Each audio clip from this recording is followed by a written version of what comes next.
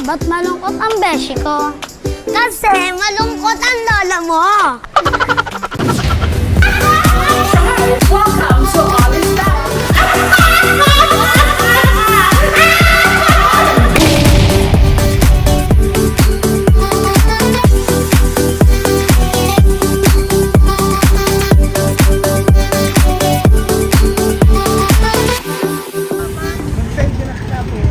Kaya minsan, kala ko yung malaki ang dala. Yung pala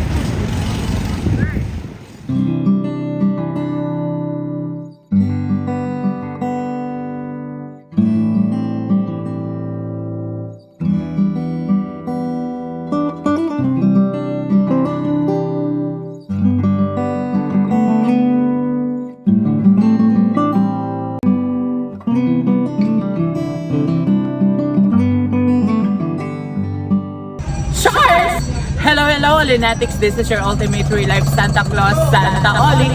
Welcome to All Is Life, kung saan mabubusog na naman kayo sa kakatawa. Cheers! So ayun mga ka-Lunatics, hulaan nyo kung nasaan ang Santa Oli nyo. Cheers! Ayun nga mga ka-Lunatics, nandito na naman ang Santa Oli nyo sa Sorsogon. Ayun mga ka-Lunatics, bumalik na naman ang Santa Oli nyo dito sa Sorsogon dahil sabi nga ni Santa Oli, I left my heart in Sorsi. Cheers! So ayun mga ka-Lunatics, nandito po kami ngayon sa Matnog, Sorsogon upang puntahan ang isa sa pinakamagandang isla dito mga ka-Lunatics sa Matnog, Sorsogon, which is the Little Subic or ang kanilang tinatawag na hashtag Pink Sand mga ka-Lunatics. So ayun, excited na ako mga ka-Lunatics na ipakita sa inyo at i-share sa inyo kung gaano nga talaga kaganda dito sa Little Subic. It's my second time here mga ka-Lunatics sa Little Subic. 2 years ago mga ka-Lunatics, kung hindi ako nagkakamali, galing na ako dito. At ngayon, bumalik ako dahil gusto ko i-share sa inyo at ipakita sa inyo kung gaano nga talaga kaganda dito sa Sorsogon. Dahil nga mga ka-Lunatics, paulit-ulit kong sinasabi sa inyo, para lang si Heart Evangelista. Cheers! I left my heart in Sorsogon. Cheers! Ayun mga ka-Lunatics, dyan lang kayo at tumuto kayo. Ipapakita sa inyo ni Santa Oli ang kagandahan niya. Kung gaano na naman si Santa Oli niyo magpapakita dito ng kagandahan, maghahasik ng kagandahan. Ganon, cheers! So ayun mga ka-Lunatics, dyan lang po kayo at tumuto kayo at makikita nyo na naman ang bardagulan ni Santa Oli nyo with friends and families. Cheers! Bye everyone!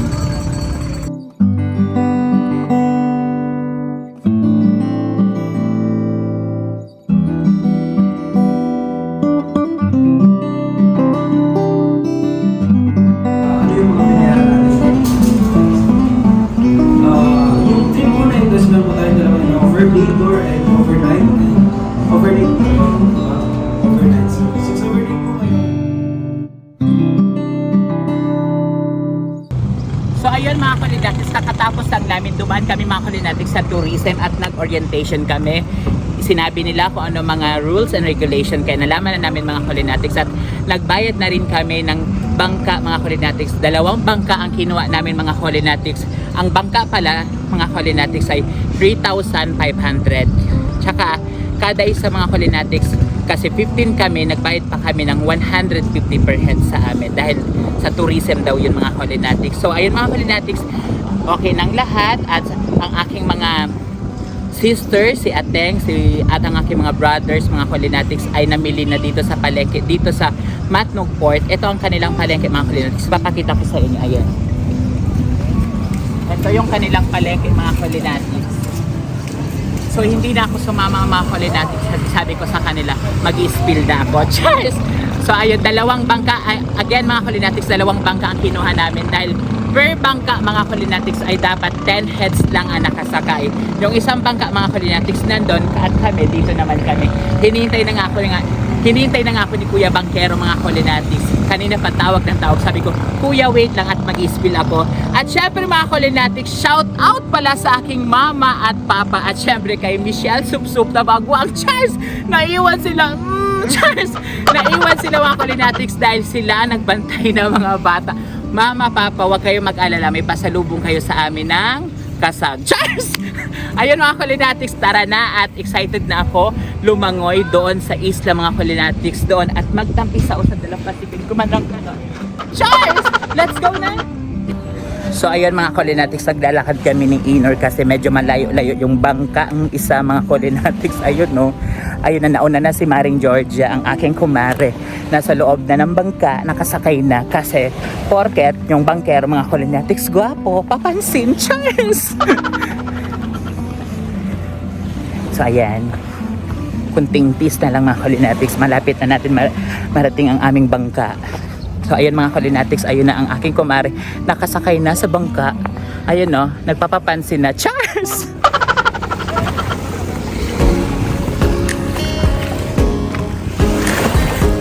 Uy kuya, baka maputulin ni Kuya Daiman. Thank you.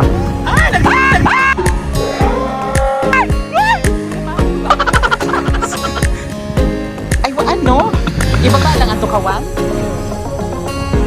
Sana all pagpuro na sila.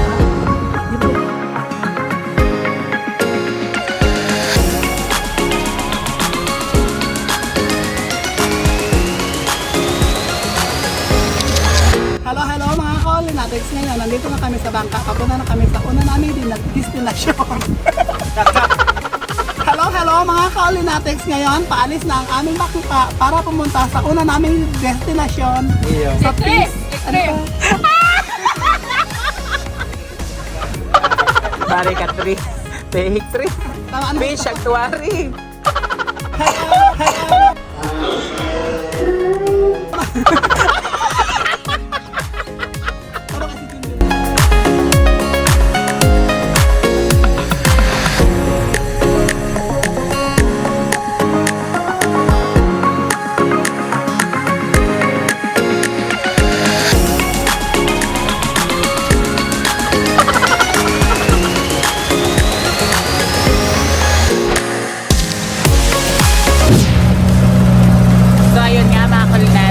Umandar na ang bangka at ayun nga, sabi ni aking kumare, papunta na nga kami sa una naming destinasyon, ang Fish Sanctuary, at magpipit po kami ng mga isda doon mga Kulinatics. Kaya dyan lang kayo dahil ipapakita ko sa inyo ang iba't ibang uri ng isda doon sa Fish Sanctuary.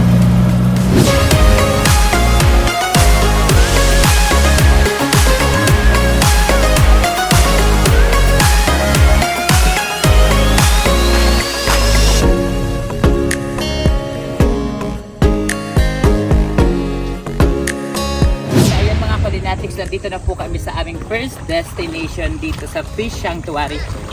Ito ay tinatawag nila mga Kulinatics na Huwag Lagoon. Huwag Lagoon. Charles! Huwag Lagoon. Hindi ko alam yung tamang pronunciation, pero nandito na kami sa Fish Sanctuary mga Kulinatics. Kung makikita nyo, tignan nyo mga Kulinatics. So, ang ganda ng dagat. Hindi pa ito yung mga Kulinatics, yung Little Subic ha. Pero tignan nyo naman yung tubig. Napakaganda.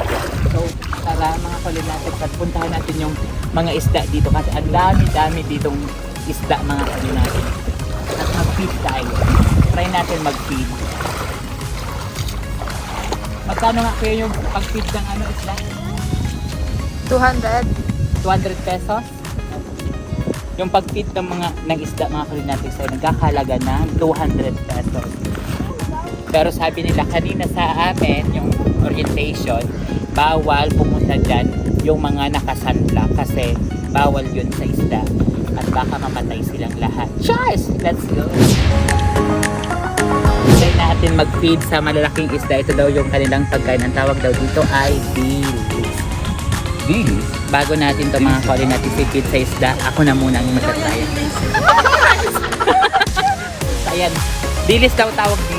Ito, ayun o. Anong isda yan po yung malaki? Anong tawag niya? Talakitok? Uy!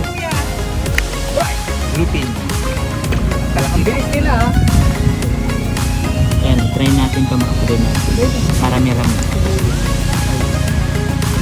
Ayun o, nalaki mga Kulinatics. Ang tawag daw dyan ay talakitok.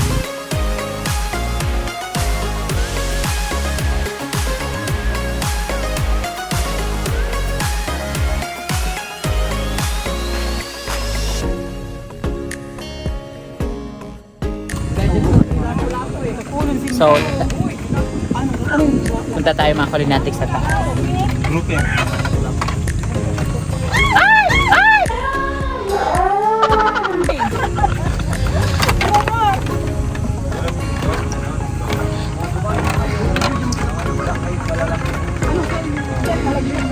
Malangsa! Pamukha ko eh. Ayun, ano? Ay, mga ka.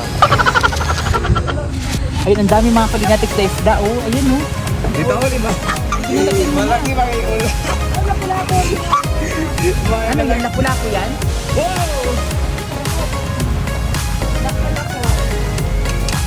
Here. Mga malalaking ulo. Try ko nga. So, ayun mga Kulinatics, i-feed natin dito yung pinakamalaki. Ang laki-laki Uy, ng mo. isda. Amoy mo, tita ulit. Kuya, ano tawag doon ng malaking isda? Yung may kulay? Maya-maya. Ayan, maya-maya pala yung mga Kulinatics na i-feed natin. At malong ka dyan.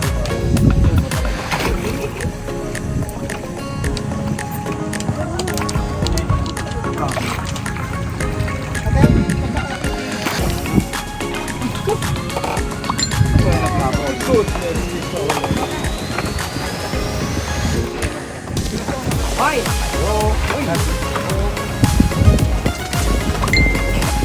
Ayan mga Kulinatics. Oh, ang ganda-ganda dito. Pwede pala mga Kulinatics pag-streaming kasama yung mga isda. 200 per head kung gusto nyo mag-streaming kasama yung mga isda. Sabi ko kay Kuya, gusto ko sana i-try kasi lang natatakot ako baka kagatin sa Santa Olenia Charles. Pero sabi ni Kuya, mababait daw yung mga isda dito. Sanay na daw sa mga tao. Ayan, ang dami.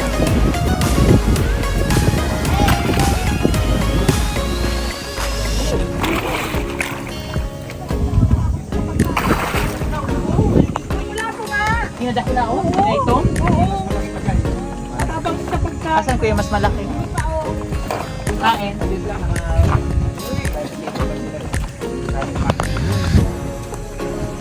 Kaya namin na kulay. Oo, kaya maliit pala.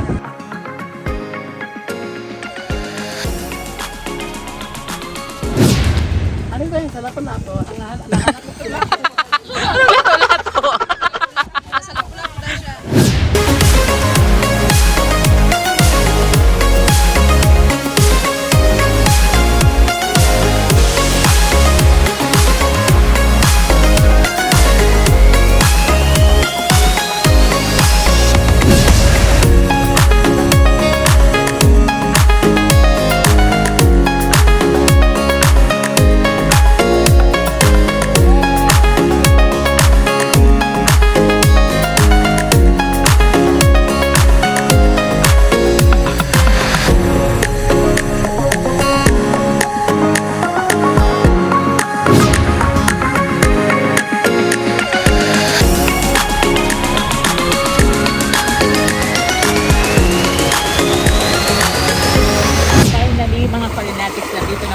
sa Little Subic.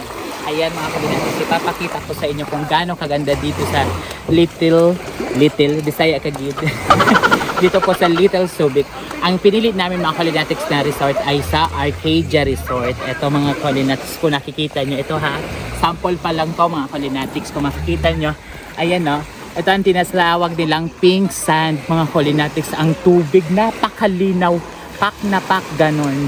So magbibis muna ako mga Kulinatics at mag-swimsuit. Abangan nyo ang mga pa-swimsuit na naman ni Santa Olenia. Chance! So mga ka-Kulinatics, tapos na po kaming magkumain.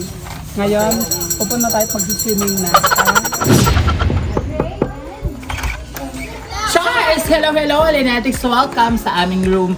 Quick, ano lang to mga Kulinatics sa quick room tour. Tara, pasok. So, ito mga Kulinatics ang kinuha namin. Ito ang tinatawag nila ditong deluxe kung hindi ako nagkakamali. Ito po ang deluxe room dito.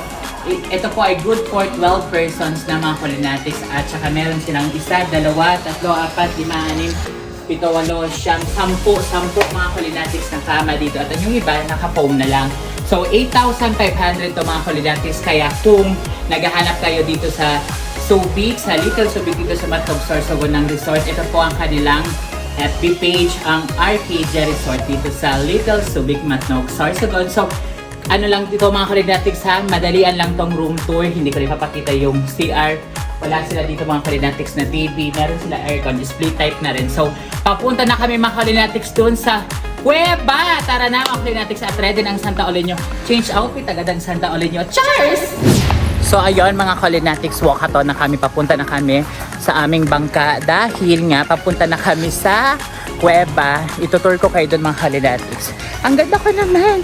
Nag-aasig na naman ang kagandahan ng Santa Oleño dito sa Little Subic. Cheers! Ayan ang mga kasama ko. Ay, si ate pala mga Kalinatics. Ayan, ang ating panganay. At si Ira. Fresh from Manila. Happy birthday pala, Ira. Happy birthday to you. Okay na yan. Cheers! Happy birthday, Ira. Mga Kalinatics, galing pa silang Manila. Noong isang araw lang sila dumating kasi nga gusto nilang sumama dito. Yung ginagawa ni ate na pagpunta dito sa Bicol, parang Daragaligaspi lang. Cheers! So ayan mga Kalinatics, kasama natin sila dito sa Little Subic. So finally, we're here na mga Kalinatics sa cave. Ayun.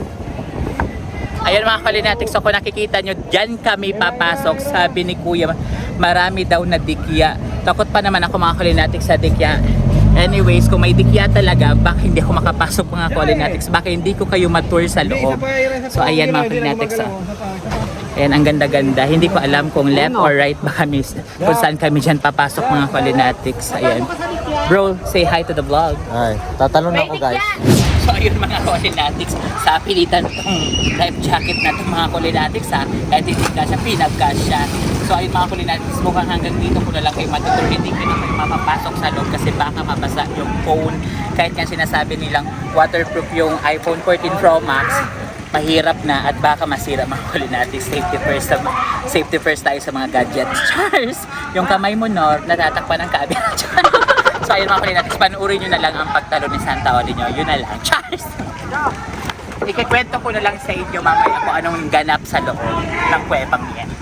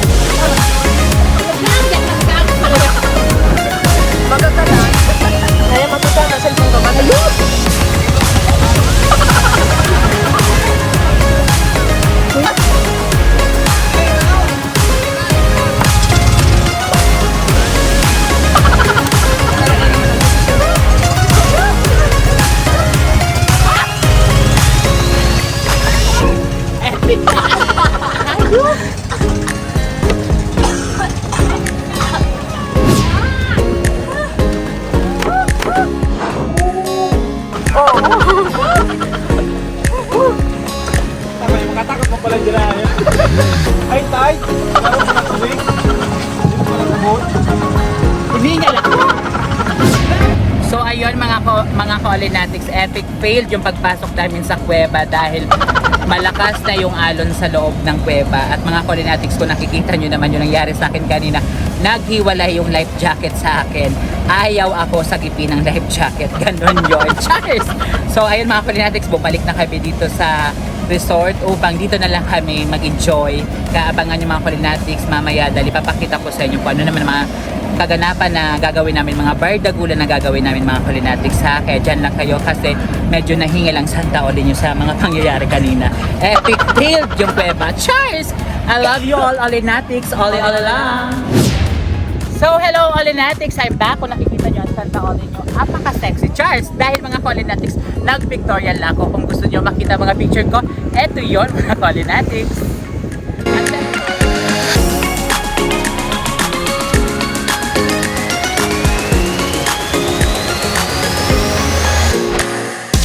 At syempre mga Culinatics, sabi ko nga sa inyo, ala Subic ito mga Culinatics. Talaga totoo, ito ay dapat talaga tawagin na Little Subic dahil ito ang kanyang buhangin na pinong-pino mga Culinatics at pink sand nga talaga siya mga Culinatics. Dahil ang pagkakaalam ko, itong nagpipink na ito daw yung mga coral reefs na ano ata yun na nadurog.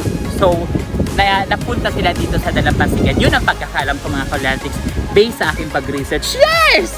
Thank you Google. Charles! Ayun mga Culinatics, ilalapit ko pa rin kayo kahit nakapag-swimming na ako kanina, ilalapit ko pa rin kayo sa tubig.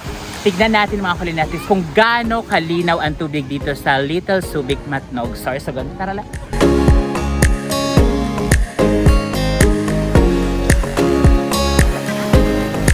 So ayan mga Culinatics, kung makikita nyo, pahalinaw. Pwede natin inumin. Charles!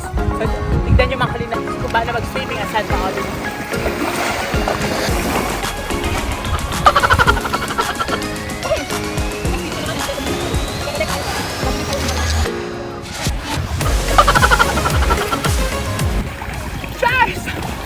So ayun, pinakita ko lang sa inyo mga Culinatics kung gaano kalinaw talaga yung tubig. Mamaya mga Culinatics, babalik pa rin kami dito. Change outfit muna tayo kasi yung dudesa ni Santa Olinio nakikita. Ang dami pa naman na bata. Baka ang sabihin nila, malande ang Santa Olinio. Cheers! Bye everyone! So hello Culinatics, good morning. It's day 2 here in Subic Matnog. Ayun nga mga Culinatics, ang Santa Olinio kagabi nagwalwal. Natulog ako mga Culinatics. Mga alas 2 na. So ang usapan namin, ang call time namin ngayong araw ay 5 a.m. Yung 5 a.m. mga Culinatics, alam nyo nangyari, alas 9 na. So hindi na ako mag-swimming mga Culinatics kasi mainit na sa labas. Explore na lang natin yung Subic later. Mag-ano na ako mga Culinatics, magko-coffee at magbe-breakfast and gora na tayo. So dyan lang kayo mga Culinatics at coffee is live. Cheers!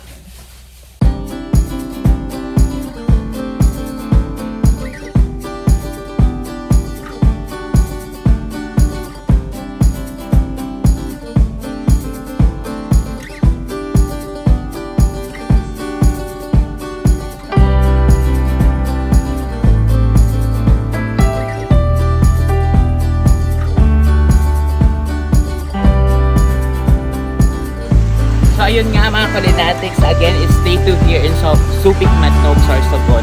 So dahil tanghali na mga Culinatics nagising, nag-swimming na sila kanina pa, yung family and friends ko. Kaso ngayon mga Culinatics,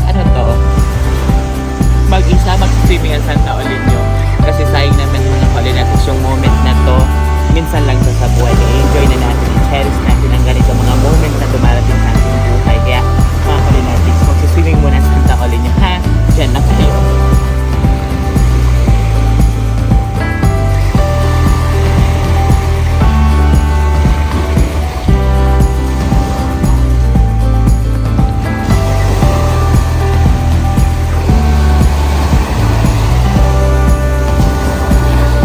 Basta ako mga Culinatics, gusto ko lang i-share sa inyo kung naghanap kayo dito ng beach dito sa Bicol, dito pumunta na kayo dito sa Subic Matnog, Sorsogon. Isa ito sa pinakamaganda at pinagmamalaki ng Sorsogon dito nga sa Subic Matnog, Sorsogon. Napakaganda dito mga Culinatics. Hindi kayo magsisisi ka. Kung ako sa inyo, pumunta na kayo dito, dadaan muna kayo sa tourism at magbabayad kayo ng environment fee, 150 per head, tapos yung bangka, hanggang makapunta na kayo dito sa pinagmamalaki nilang paraiso mga Kulinatics. Para na rin kayo talaga nandun na talaga kayo sa totoong Subic kung pupunta kayo dito sa Subic Matnog, Sorsogon. Kaya sa mga gusto mag-inquire mga Kulinatics, ilalagay namin dyan kung ano ang iba't iba ditong mga resort na pwede nyong puntahan. Meron dito pinaka-cheap at yung mayaman-yaman dyan mga Kulinatics. Meron talaga ditong medyo pricey. Pero meron naman na pinaka-cheapest. So ayun mga Kulinatics, ilalagay namin dyan.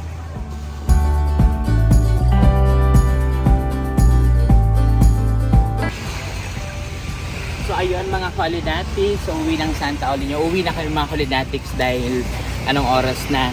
Mag-alas 12 na mga Kulinatics at nagluluto na ang aking brother na si Fernando at si Ate Isay at ang aking kumare. Dahil bago kami uwi mga Kulinatics, kakain na muna kami ng lunch dito sa Subic Matnog. So ayun mga Kulinatics, gusto ko lang sabihin sa inyo na every time na may mga ganito kayong moment with your family and friends, i-cherish nyo to kasi minsan lang to sa ating buhay mga Kulinatics. Kaya ang ma-advise lang ni Santa Oli, enjoy lang ang life. Go lang ng go, ganon. Kasi mga Kulinatics, at the end of the day, family is family. Yan ang lagi natin tandaan mga Kulinatics. Hindi alam ni Nor kung saan siya pupunta kasi naglalakad-lakad ako, Charles. So papahirapan natin siya mga Kulinatics habang nagsasalita ako. Charles. Ayun mga Kulinatics, masasabi lang ni Santa Olinio, always remember, be happy, no bashing, bawalang nega, and share your blessing dahil love na love ka ni Santa Oli. Oli lang. Mwah. Don't forget to like, share, and subscribe please.